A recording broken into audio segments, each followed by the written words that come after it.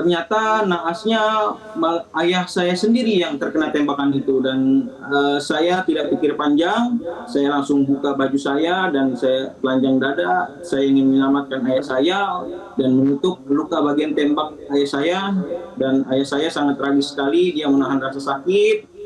Kemudian ayah saya dibawalah ke Polres RSUD, dan ayah saya dinyatakan meninggal dunia. Baik. Mas Rizky, apakah selama menjalani usaha rental mobil Anda pernah menghadapi modus seperti ini sebelumnya? Ya, untuk dunia usaha rental seperti ini memang kasus penggadaian, jual putus seperti ini memang sering terjadi.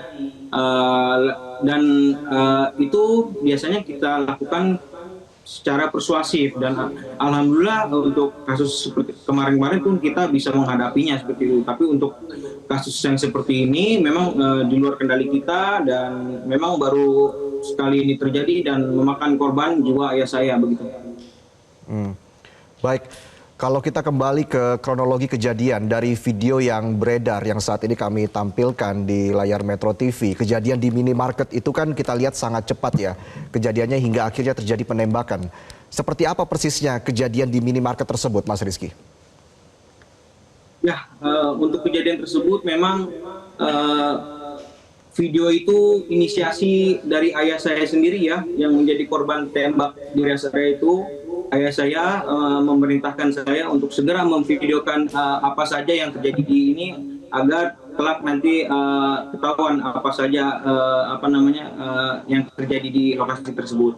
Dan pada saat itu kami bersama anggota tim rental mengamankan orang yang membawa mobil Brio, dan sekaligus ia yang menodongkan pistol ke arah kami pada saat kami bertemu di Pandeglang tersebut. Ketika itu pas kita amankan di depan mobil Brio itu, ternyata orang tersebut memang sudah tidak memegang senjata api lagi, melainkan sudah berpindah di mobil Sigra yang ada di samping mobil Brio tersebut.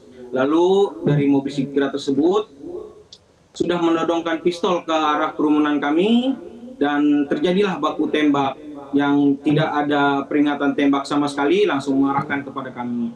Dan saya yang memvideokan melarikan atau menyelamatkan diri ya ke belakang Indomaret dan meminta pertolongan kepada orang-orang sekitar bahwa terjadi pencurian mobil, namun dari orang-orang sekitar tidak dapat memenuhi pertolongan saya. Kemudian saya kembali lagi lah ke Indomaret tersebut, dan pada saat saya lihat di depan Indomaret bahwa mobil kami Brio dan mobil Sigra itu sudah melarikan diri, dan terlihatlah Pak Ramdi, anggota tim rental kami, sudah terkapar jatuh, menahan rasa sakit, terkena peluru bagian perut kanan dan bahu. Lalu dari Indomaret keluarlah abang saya, Agam Muhammad, dan karyawan saya Agus, teriak, kena tembak. Saya di situ kaget ya, dan saya mencoba masuk sambil memvideokan. Ternyata naasnya ayah saya sendiri yang terkena tembakan itu, dan saya tidak pikir panjang, saya langsung buka baju saya dan saya telanjang dada, saya ingin menyelamatkan ayah saya dan menutup luka bagian tembak ayah saya, dan ayah saya sangat tragis sekali, dia menahan rasa sakit. Kemudian ayah saya dibawalah ke Polres RSUD, dan ayah saya dinyatakan meninggal dunia. Baik, saya ke Pak Ito. Pak Ito, dari pengalaman Anda, kenapa modus pencurian mobil rental ini masih marak terjadi di masyarakat, apalagi kali ini sampai ada keterlibatan aparat, Pak Ito? Ya baik Mas Reza, pertama saya mengucapkan duka cita yang mendalam ya buat Mas Rizky atas kehilangan ayahnya.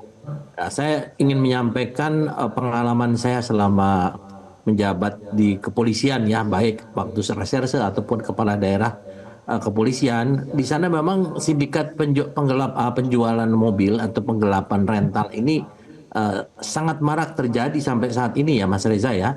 Mereka menggunakan berbagai modus operandi yang canggih dan terorganisir ya.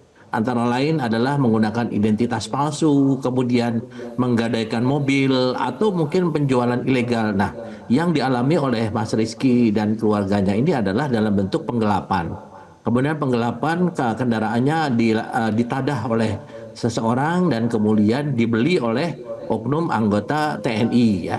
Jadi kalau melihat daripada modusnya selama ini, tentunya kita juga dalam sindikat itu ada beberapa peran dan pendukung ya, atau dikatakan backing, yaitu ada yang menyediakan identitas palsu, kemudian ada yang menadah, kemudian ada yang mengamankan operasi. Ini biasanya backing dilakukan oleh oknum-oknum ataupun beberapa mungkin dari organisasi kemasyarakatan. Kemudian juga yang terakhir adalah yang memasukkan dokumen. Nah, contoh kasus yang baru terjadi selama ini yang melibatkan beberapa oknum TNI yang berperan ya di saat ini sebagai penadah ya, penadah dan membeli kendaraan tersebut termasuk mengamankan operasi. Mereka membantu pelaku utama dalam menggelapkan mobil dan memberikan perlindungan saat mobil tersebut dijual kembali. Kebetulan yang saya dengar mereka adalah pembelinya. Jadi sindikat ini adalah merupakan satu sindikat yang memang dialami oleh para penyedia jasa atau rental kendaraan, Mas. Nah, mudah-mudahan melalui dengan adanya kejadian yang tragis ini juga bisa memberikan pelajaran ya untuk bagaimana para penyedia rental ini bisa mengantisipasi jangan sampai terjadi hal-hal yang tidak diinginkan seperti yang dialami oleh keluarga korban. Itu mungkin yang terkait dengan sindikat. Kemudian untuk mungkin ya saat ini kan sedang marak adanya seolah-olah kesan penolakan untuk pendampingan. Mungkin kami ingin memberikan sedikit edukasi bahwa dalam Undang-Undang Kepolisian nomor 22 tahun 2022 tentang kepolisian itu sudah disediakan satu klausul untuk menyediakan kerangka umum mengenai fungsi dan tanggung jawab kepolisian untuk menegakkan hukum. Jadi semuanya harus berdasarkan hukum. Yang kedua adalah Perkap Kapolri nomor 2 tahun 2017 ya, tentang tata cara pemberian bantuan hukum oleh kepolisian kepada masyarakat. Jadi bukan pendampingan tapi bantuan hukum, dan diatur juga dalam Undang-Undang nomor 16 tahun 2011 tentang bantuan hukum. Jadi kami tentunya di sini dari petugas kepolisian juga merasa bertanggung jawab ya dengan kejadian itu, sehingga mereka dengan cepat melakukan pengamanan awal dari si pihak yang menyewa kendaraan tersebut, dan tentunya dari pihak yang menyewa itu kemudian diruntut ya melalui proses penyelidikan sampai bisa diperoleh kira-kira peran-peran daripada para pelaku lainnya. Ya mudah-mudahan kasus ini bisa segera diusut tuntas, apalagi melibatkan oknum anggota TNI, sehingga kasus ini adalah kasus yang sifatnya koneksitas. Mudah-mudahan dari pihak TNI juga akan segera membuka kepada masyarakat, sehingga dari pihak keluarga korban akan mendapatkan keterangan yang jelas. Demikian, Mas Reza. Baik. Jelajahi cara baru mendapatkan informasi. Download Metro TV Extend sekarang.